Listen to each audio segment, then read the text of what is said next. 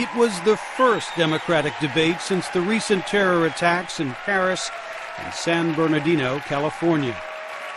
Frontrunner Hillary Clinton and her main challenger, Vermont Senator Bernie Sanders, both focused on the need to defeat the Islamic State group.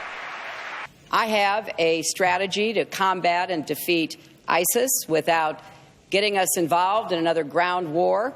One that destroys ISIS, but one that does not get us involved in perpetual warfare in the quagmire of the Middle East. But Sanders, Clinton, and former Maryland Governor Martin O'Malley differed on whether ousting Syrian leader Bashar al-Assad should be part of the strategy to defeat Islamic State. I worry too much that Secretary Clinton is too much into regime change and a little bit too aggressive without knowing what the unintended consequences might be.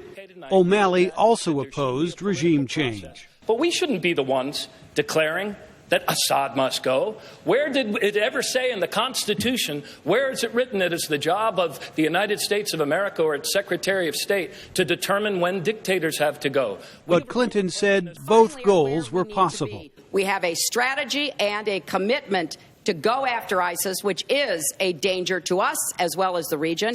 And we finally have a UN Security Council resolution bringing the world together to go after a political transition in Syria. If the United States does not lead, there is not another leader. There is a vacuum, and we have to lead if we're going to be successful. Clinton and O'Malley also turned their fire on Republican frontrunner Donald Trump, who set off an international backlash with his proposal to ban non-American Muslims from coming to the U.S. He is becoming ISIS's best recruiter. They are going to people showing videos of Donald Trump insulting Islam and Muslims in order to recruit more radical jihadists.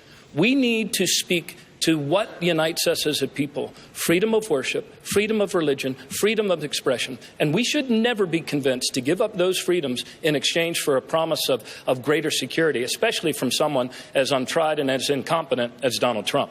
The three Democratic contenders also clashed over how best to expand health care, how to enact gun control, and reforming Wall Street.